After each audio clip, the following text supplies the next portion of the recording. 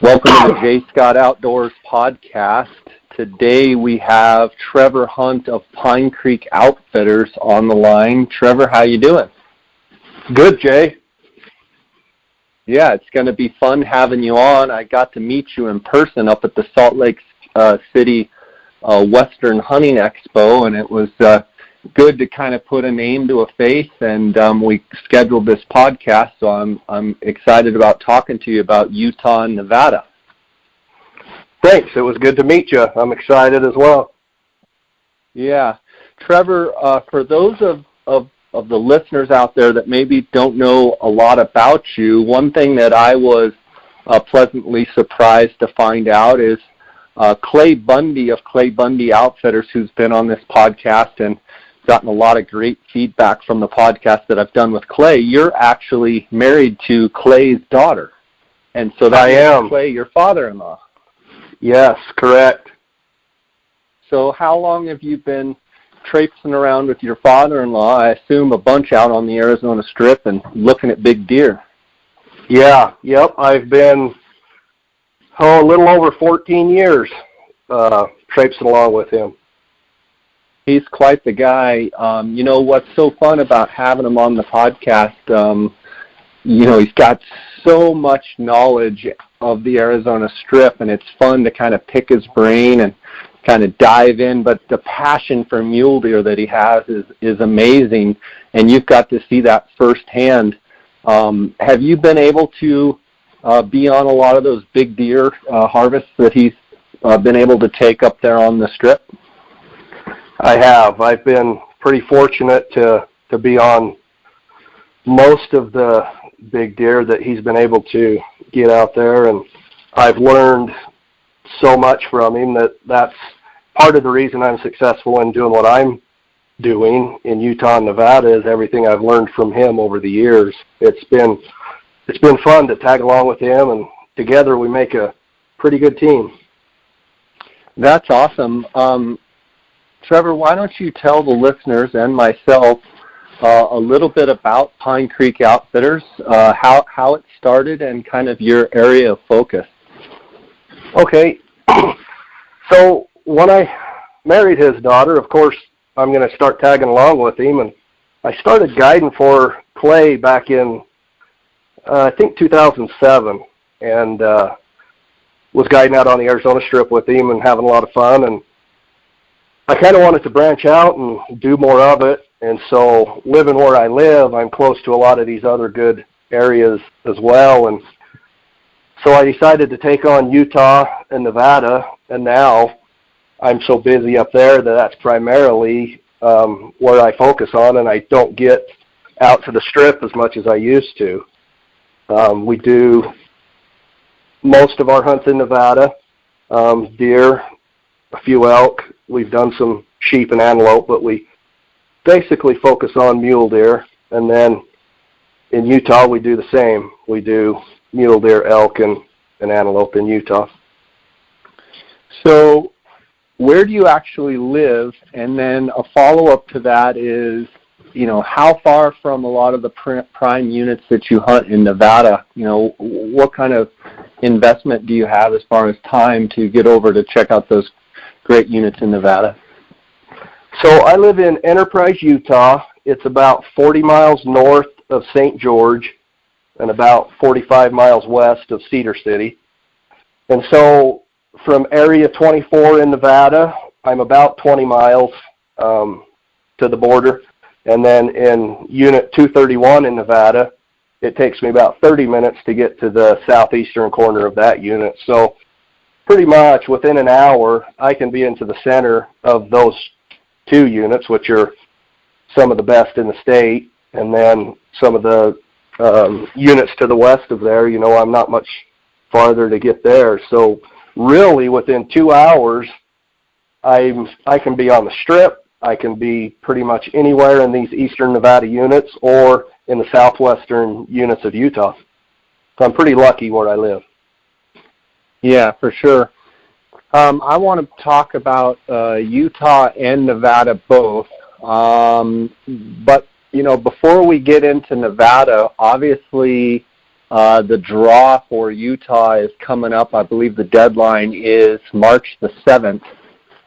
So it's about a week out, and I'd like to ask you your area of focus in Utah and talk about some of the areas that you like to focus there, whether it be for deer, elk, antelope, what that may be in Utah. So those people out there that maybe are still considering what units to apply for and, whether to go with an outfitter or what have you, talk about your Utah business and your primary, areas of focus there. Okay. Yeah, so our two main units that we focus on is the Pine Valley unit for general deer and the Southwest Desert unit for general deer and elk, and a few antelope hunts out there. So the Pine Valley unit is pretty sought after for the general season deer, and a couple years ago they started the late Muzzleload Hunt, which is actually a limited entry hunt on a general season unit. And it takes place around the first week of November, and they only give about 8 or 9 tags, and it's kind of another way for you to use your limited entry points to go on a good hunt without, the long wait of the Henry Mountains or the Paunsaugunt or something like that. It still takes a lot of points to draw these limited entry hunts on the general season, but it's good to have some more opportunities for sure. Now, we're usually Trevor, pretty busy. A quick question there real fast. So the Pine Valley is a general unit, but the timing of the hunt, since it's a November hunt, it actually becomes a limited entry season. So it's on a general unit, but the timing of the season, you use your limited entry points to get that because it's a better time. From a timing standpoint, it's better than the general season. Is that correct? Yes, that's correct. So, and another good feature is there's 8 or 9 tags on the whole unit. Last year we did really well on it. We got lucky and were successful. They also have that same hunt on the Southwest Desert general unit. They have a late muzzleload limited entry hunt on that as well. And the difference in quality between the Pine Valley and the Southwest Desert for deer is what? I mean, is there a dramatic difference in quality? I wouldn't say there's a drastic difference in quality, but there is in quantity. Southwest Desert has a little bit different habitat, and therefore the deer herd isn't as plentiful as, say, the Pine Valley. You could go hunt the Southwest Desert, do a lot of glassing and hunt hard, and if you see a few deer a day, you're doing good. On the Pine Valley unit, I mean, depending on which season you're hunting, you could see 50 to 100 deer a day. The age class is a big thing on each unit. If they can get the age class, of course, then we can get the bigger bucks. We've been successful with 190 plus deer on each unit over the years. So the qualities, in my opinion, the quality's about the same. Okay. That's good stuff. So those are the two units for deer that you primarily work in Utah. Yes. Are there any others that you would also do in Utah, or is it just those two? I have the opportunity to do more units, but we're usually so busy in Nevada that it's just a time thing. I just don't have the time to put in to make it successful. We are permitted on the Paunsaugunt unit for certain situations that come up, but it's not one that I focus on primarily. Sure.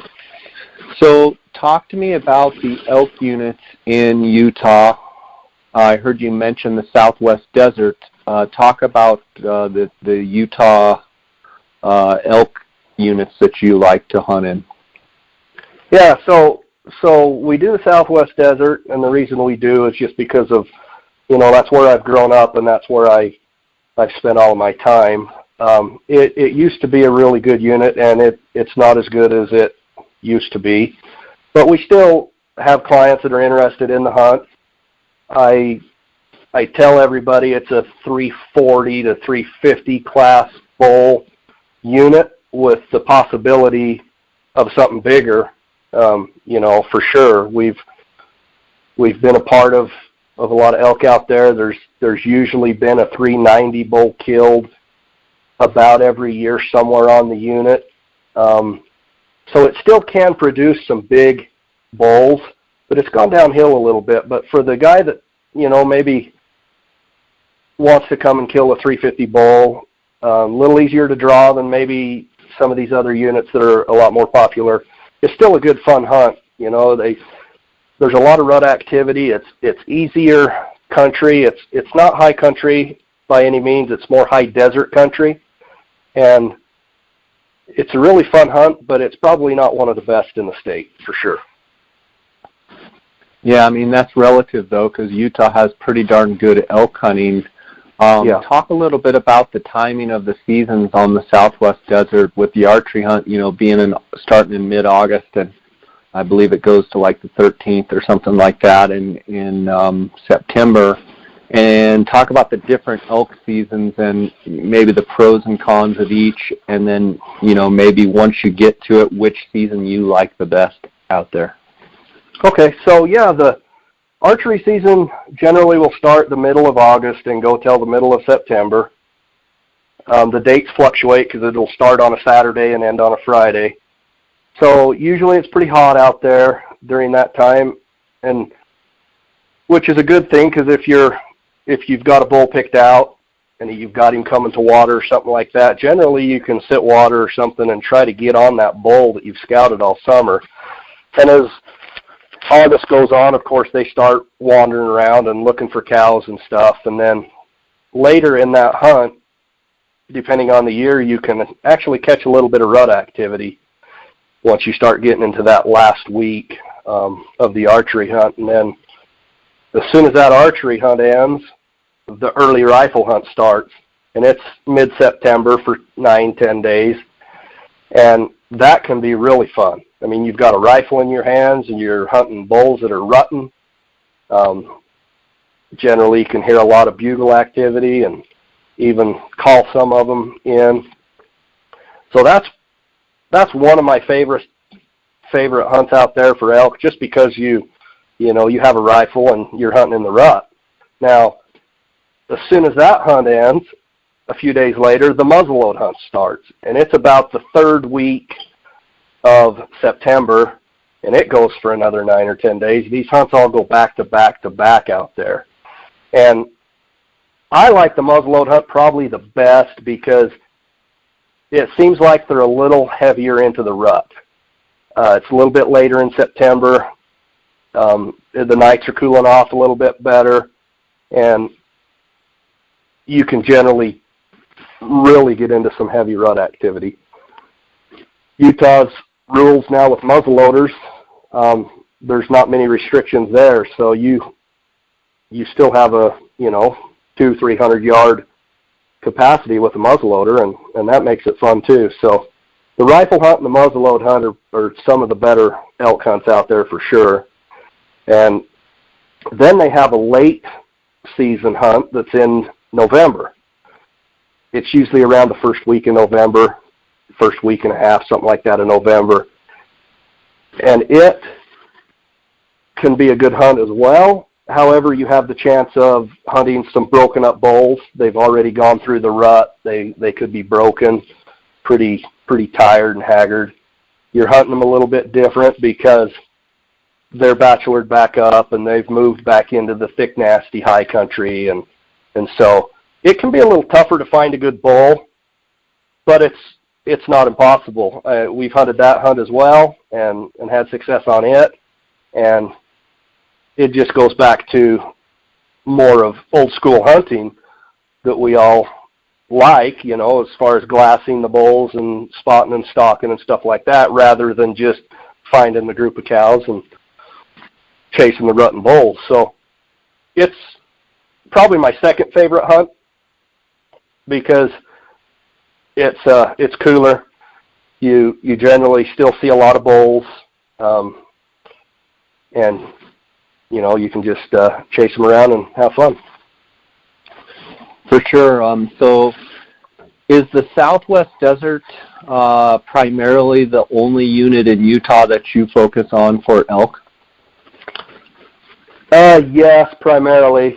Once in a while, if I have a sub-guide available on a different unit that he knows well, then we've done that in the past. But as far as myself, that's the only unit that I really focus on, again, because of time with some of the other hunts I have going on. And I heard that last year there was a really big bull shot on the Southwest Desert, but it actually probably was a Nevada bull that had crossed over into Utah. Is that true? I've heard the same thing, and that's really pretty common. The Southwest Desert borders Unit 231 in Nevada, and the border is where a lot of these elk on each unit like to hang out. So I'm sure you have Utah bulls going to Nevada, Nevada bulls going to Utah, and vice versa. I have videoed some big bulls in Nevada that have been killed in Utah during that September rut hunt, because a lot of them will fall down into the big sage flats and the rolling hills over there to rut, and then of course get killed with a rifle or a muzzleloader. I saw you up at the Western Hunting Expo, and I'm wondering have you kept track on some of the conservation permits and what have you, what the general theme was as far as for some of the deer hunts and some of the elk hunts in Utah in general. How have the prices been as far as, average, above average, below average on some of these conservation permits for both deer and elk? I haven't kept up with it as well as I should have this year. I usually keep up on the Southwest Desert for sure, but I didn't keep up with it on there. The Landowner Tags are still selling for about the same as they have been, and some of the deer tags I've heard sell in Utah for other areas have been about the same as years past. Talk a little bit about the moisture conditions, obviously with the Southwest Desert and even the Pine Valley for deer and for elk there for the Southwest Desert. Talk about the conditions, how they compare to normal years and where we're at as far as, in your mind, going into, potentially the spring here, and what are conditions and what's your outlook? Well, I'm really positive outlook this year. We've got a lot of snow and a lot of rain this winter and early spring. I'm sitting here looking out my window right now at the mountains around, and they're all white. They claim we have 170% of normal snowpack, so that's really good around here. So my outlook for this year is I can't wait. I'm so excited, just with all the moisture that we've been getting and hope to continue to get. If we can get a few more rainstorms or a few more of these good wet snowstorms over the next couple of months, I really feel like this is going to be a phenomenal year for antler growth, both Pine Valley and Southwest Desert units. Good stuff. Let's talk about your primary focus, which is the state of Nevada. And I'll kind of let you describe your operation in Nevada. Maybe talk a little bit about your preparation for your hunts, whether it be elk or deer, and kind of we're going into spring, kind of what will be coming on with summer, and will you be running trail cameras, or what's your kind of outlook and how you prepare for these Nevada hunts coming up? Yeah, so I have a pretty good team of sub-guides and helpers that work with me, and for sure I can't do this alone without them. And so once we kind of get through spring and get going into summer, I do run trail cameras. Nevada's got the law now that you have to have them down by August 1st. And so what we'll do is we'll go set cameras pretty early, the end of May, 1st of June, and then watch those cameras over the next 2 months and then pull them down the end of July. And that gives us a real good idea of what's in the area. If we've got some carryover deer from last year, they're back in the area. And then, of course, old-fashioned glassing. You know, we go out as much as we can and try to glass these deer and watch what they're doing and make sure we can find the deer that we know about from last year and really get a good feel for what's there so that we know how to plan for what clients are coming and what seasons they're coming for. You know, one of the first things we like to try to do is try to find those carryover deer from last year so we know whether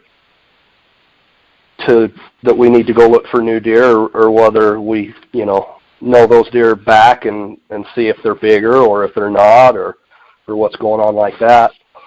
And then just time in the field, between me and my sub-guides, we try to spend every waking minute out there as best we can. And I like to say before a client comes in to hunt, I want to have some good bucks found and have a game plan so that we can spend our time hunting that buck instead of hunting for a buck. It makes things a lot easier. Now, that's not always possible. There's a lot of different scenarios that come into play on that, but that's the ultimate goal, is just try to run cameras, see what's there, and spend as much time as we can actually glassing these deer and watching them and going that way. So when it comes to deer hunting in Nevada, is it, you've got your archery seasons, you've got your different season structure. Is it safe to say that those deer, you may target them on every hunt until they get killed? Talk a little bit about, finding a big deer in the summer, trying to kill them, and, with the archery equipment, and, through each season, and how typically, is it hard to stay on those deer, or can you pattern them pretty good and get them killed? How does that work? Yeah.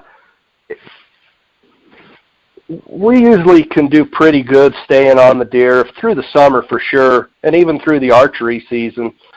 Once the muzzleload season in September comes, usually they're shedding their velvet anywhere within that month, mid-September or something like that. And then you may lose the deer for, I don't know, we've lost them for several weeks at a time once they're shedding that velvet. And then usually you can find them again in that early October stage. But once the farther in October you get, a lot of times they tend to disappear on us, whether it's looking for does, whether it's just staying nocturnal, something like that. But the one example I'll use is that great big buck that Jason Campbell killed last year. It was one of my favorite bucks, and I'm so happy that a guy like him got it. He's such a good guy, and that buck, I'm glad that buck went to him. But we watched that buck all summer, had a lot of, or for the last couple of years even, had some good trail camera pictures of him and kind of learned what he did and where he went to rut and different things like that. So he was one of our main deer we were focusing on last year. And then, Jason Campbell was able to harvest that deer. And so then we have to go to plan B. So a lot of times that'll happen too. We can be watching a deer all summer and he could be killed by a hunter, and then we have to move on. But as far as the summer goes, and even into September, generally you can, if you've got a pretty good deer found, then you can keep track of him pretty well. As long as there's not a ton of pressure in there, he may go nocturnal on you or something. I feel like they go nocturnal before they move out of the country. I think they just hole up. Gotcha. They're there in the thick stuff, and they just aren't moving much during the day and kind of running a real tight pattern. Yeah. Yep.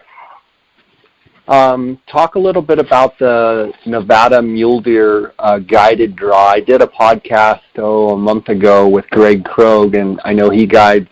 I know you know Greg, and he guides in Nevada as well. Some of the listeners have probably listened to that episode. But talk about the non-resident mule deer Nevada guide draw that's coming up, I believe, here in a week or so. The deadline is.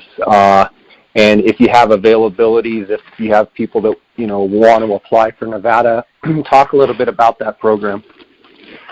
Yeah, so it's a really good program that Nevada has. If you are going to use an outfitter anyways and you want to go on a rifle hunt, then, because it's only for rifle mule deer for non-residents. So what it does is it just allows the non-residents that are going to go guided their own draw. They contact the outfitter and make the deal with the outfitter, and then they can put in with his license number and PIN, and what that does is that tag's only going to be valid with that outfitter or one of his sub-guides with the client. So if they draw, their tag's no good without the outfitter or one of his guides. But it gives better odds in some of these harder to draw units or any of the units really, because they have so many tags set aside, and that's only for these clients that are putting in on that draw. So, they say depending on the unit, you can have 2 to 4 times better drawing odds just by putting in with a guide and going that way. Okay, and so if people want to contact you, you can handle getting them all set up to apply for that rifle mule deer non-resident tag? Or hunt? Yeah, so, yep, I would be more than willing to talk to anybody, even if they have questions, if I can answer their questions. We do have availability if they want to contact us and put in with us. I have a few different ways people can reach me. I have an Instagram account that's PineCreek Outfitters. They can DM me, send me a message on that, and we can go from there on the process of applying. If they have never applied in Nevada before and they were born after 1960, then they have to validate their hunter education with the state of Nevada, and that takes a little bit of time. And so if anybody's thinking about applying for Nevada that has never before, then they need to contact me or something, and I will fill them in on what they need to do to validate that hunter education, and then they need to create a profile before they're able to apply for the draw.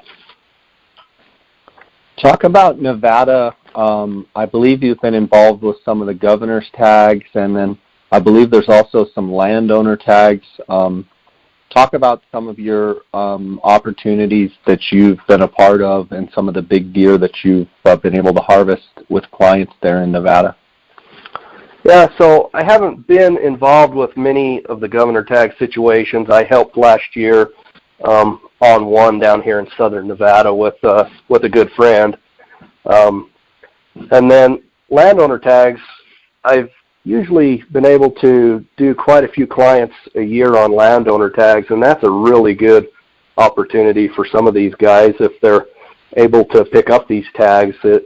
It allows you to hunt all the seasons. If a guy has a lot of time and likes to hunt all the seasons, then he can come and hunt archery, he can hunt muzzleloader, he can hunt rifle, and really be picky, I guess you could say, in trying to harvest that big deer, the dream buck that he's always dreamt of or something. And we've been pretty fortunate on those to kill some pretty big deer over the last several years anyways. Trevor, I want to take just a second, take a quick break here and thank the sponsors of this podcast. I want to thank GoHunt.com. My friend Cody Nelson is the optics manager there at the GoHunt.com gear shop. If you guys have any binocular or optics needs at all, whether it be, binoculars, rifle scopes, spotting scopes, tripods, you just want a top glassing technique, you can call my buddy Cody He is the glassing guru. He's the optics authority. You can call him at 702-847-8747. That's extension 2. You can also send him an email at optics@gohunt.com. Cody, I've known him for 20-plus years, and I routinely, just about every day, get a message from a J. Scott Outdoors podcast listener where Cody has taken care of someone with a good deal on optics and given good advice. So make sure to reach out to him. He's promised me that he will take care of my listeners. I want to thank GoHunt.com for their sponsorship. I also want to remind you guys this is application season. Go Hunt Insider. If you sign up for the Go Hunt Insider, you're going to get a $50 Go Hunt Gear Shop gift card that you can immediately start spending money and saving money. Just go to gohunt.com/JScott. That also helps me out, and I appreciate you guys doing that. But the Go Hunt Insider is the best Western hunting resource out there for draw odds and harvest data, harvest statistics, strategy articles. Make sure to go to gohunt.com/JScott. I also want to thank KUIU Ultralight Hunting. That's KUIU.com. KUIU is the gear that I wear on all of my hunts. Check out KUIU.com. I also want to thank Canyon Coolers based right out of Flagstaff, Arizona. If you use the JScott19 promo code, you're going to get a 10% discount. Foamscope.com, which is the digiscoping device that I take all the photos and videos right on my phone. If you use the JScott19 promo code, you're going to get a 10% discount. And then onxmaps.com. If you use the JScott19 promo code, if you go to onxmaps.com, you're going to get a 20% discount. And I want to thank Onyx for their sponsorship of this podcast. Trevor, some of these big deer in Nevada that you've been a part of, talk a little bit about, your working with Clay out on the Arizona Strip and some of the giant deer out there.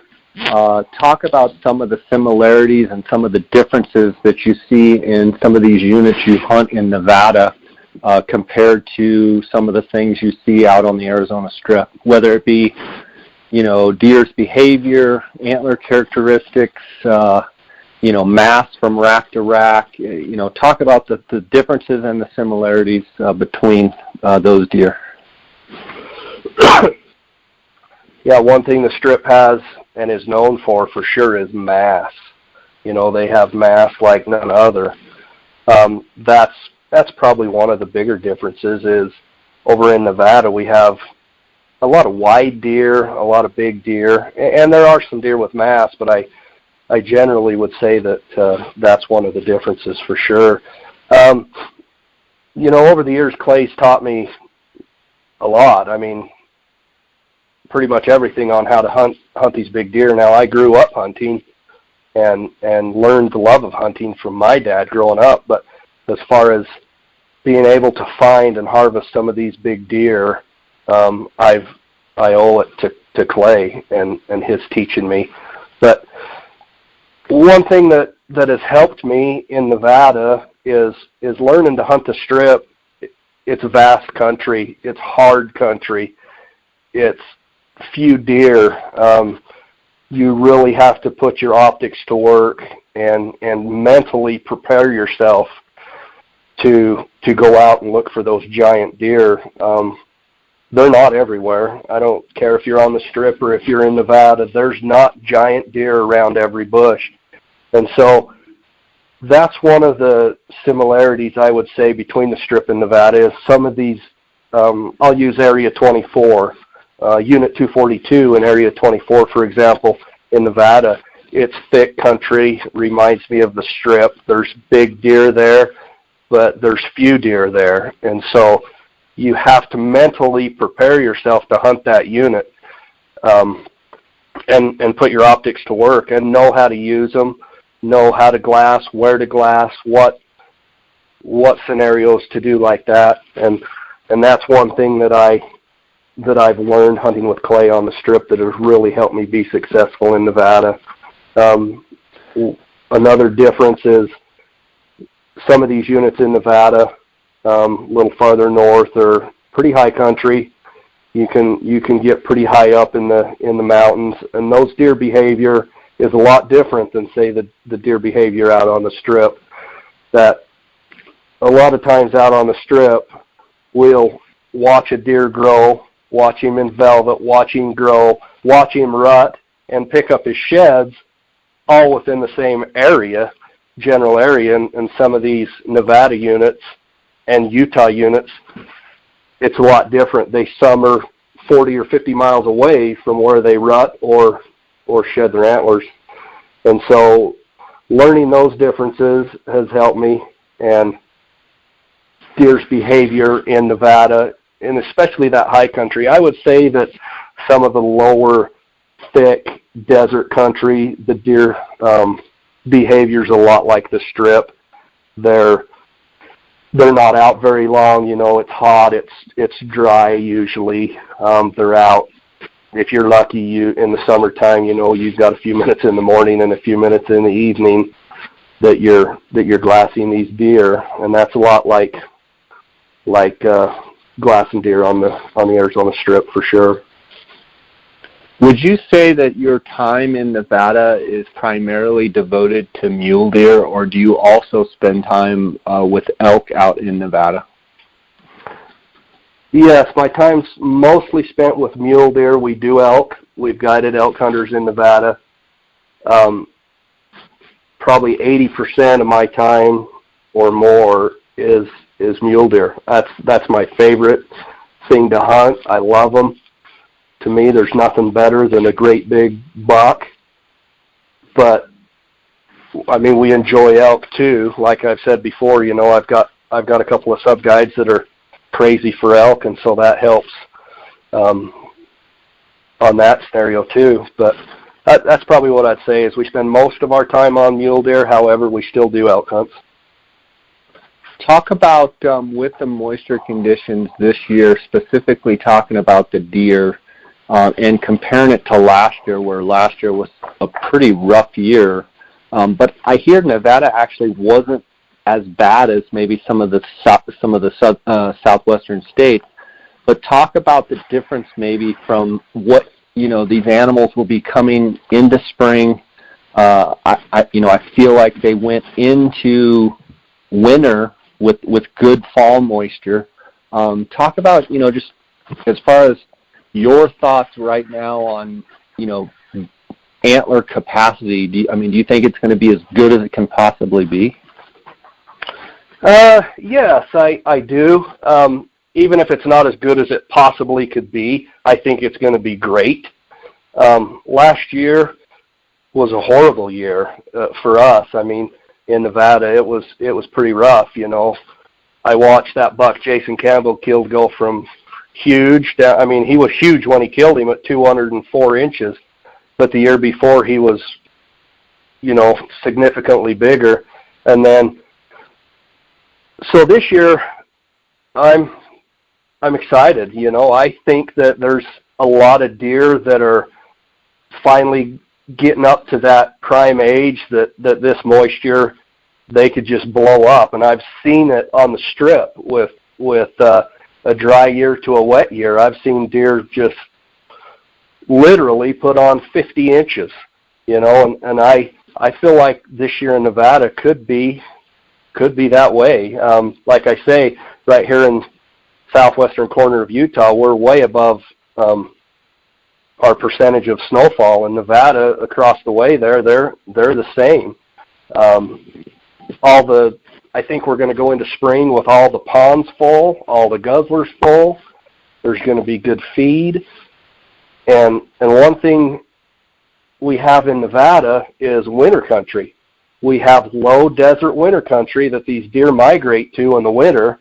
So all the snowfall that we've been getting, all the snowfall that's in the mountains is not affecting our deer because they have a place to go.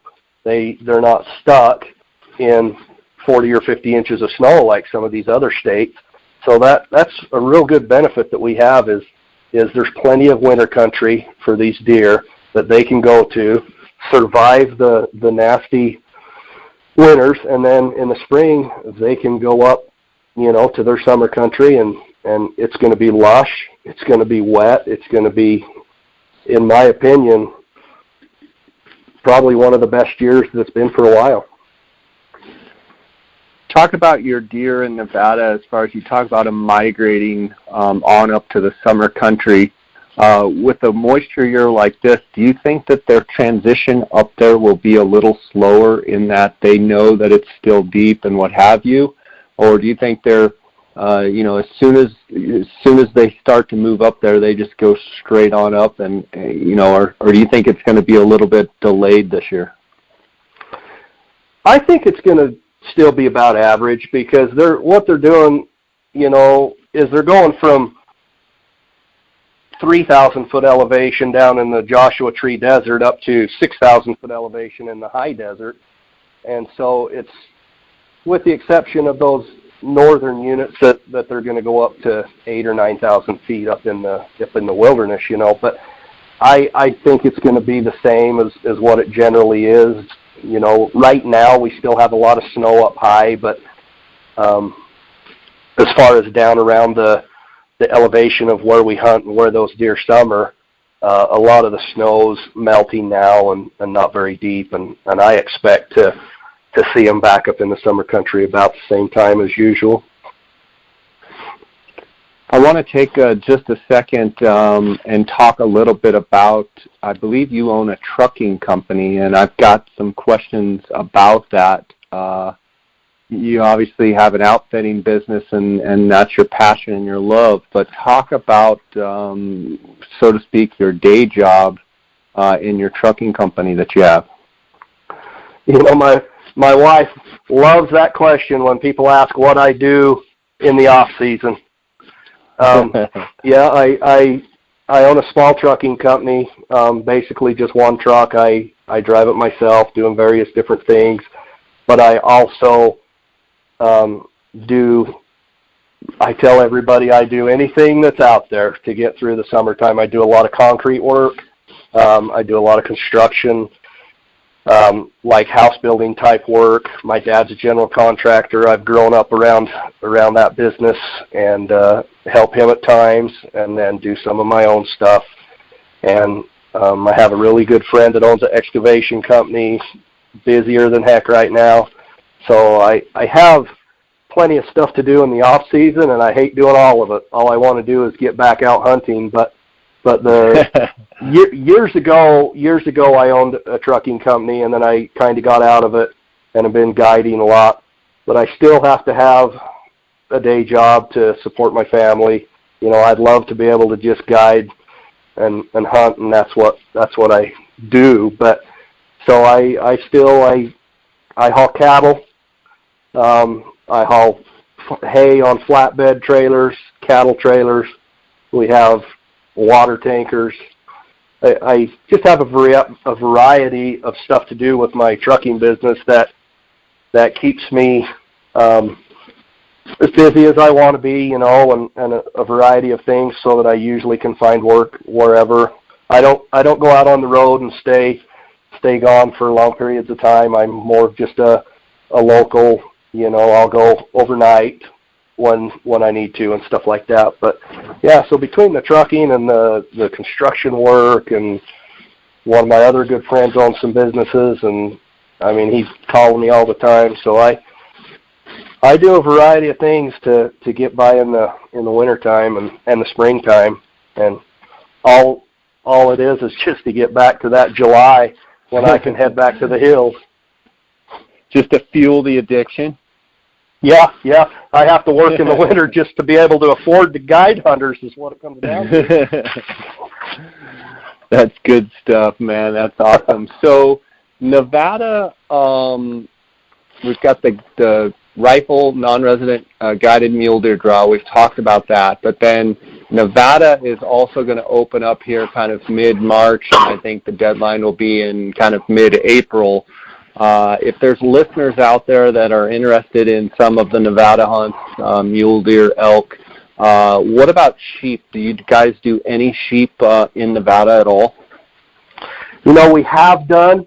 it's been with friends of family members or something like that. I've hunted sheep with Clay quite a bit over the years, and I really love hunting them things. They are so fun, but we don't really specialize in the sheep hunting. I mean, we did one a couple of years ago, and for one of my sub-guide's brother, and had a blast doing it. Gotcha. Okay. And am I correct in that the Nevada application for the general draw, it's not open yet, correct? Right. It'll open up. I believe I got an email or a letter saying that it'll open up around March 18th, and it generally closes around April 15th or something like that. So, and that's for the archery deer, the muzzleload deer, I mean, even the rifle deer, if you're not wanting to go guided or haven't decided if you want to go guided yet, and the elk and the sheep and the antelope. It's all in their main draw that should be opening up here in, well, I guess a few weeks now. We're almost to March. Yeah, for sure. It's amazing how time flies, for sure. Yeah. Well, buddy, it's been great talking to you on the podcast. Look forward to you guys having a great year out there, and want to encourage people, if they're interested in the Nevada rifle guided mule deer draw, to give you a call. And if they're interested in elk hunting in Utah in the Southwest Desert or Pine Valley for mule deer, to give you a call. I want to give you a chance, Trevor, to let people know how they can reach out to you. I've been following you on Instagram and enjoying seeing the giant photos and such. So I thought having you on the podcast, I really wanted to have you on the podcast, and I'm glad I did. Yeah, thanks, Jay. One thing real quick before I give my number and stuff is as a listener of your podcast, I sure appreciate what you do for the hunters and for the outfitters like myself, as far as promoting our business and just promoting hunting in general. It's something I think we need to keep promoting and everything like that, and the information that you guys provide is amazing. I have my Instagram account is PineCreek Outfitters. You can follow me there. You can message me there anytime. I usually get those messages pretty frequently. Or you can text me or call me on my phone, and that number is 435-632-8901. Those are the two best ways to get a hold of me. And then from there we can decide if we need to email stuff back and forth or talk or help with strategy plans or stuff like that. We can do that then. All right, man. Well, God bless you. Thanks for coming on and sharing with us. And I'm excited to tell Clay that I had you on the podcast. I know he'll get a kick out of listening to it. And hats off to you for the success that you guys have had. And I look forward to seeing you down the road here. Thanks, Jay. It was really fun. All right, buddy. Take care. Thank you. Bye.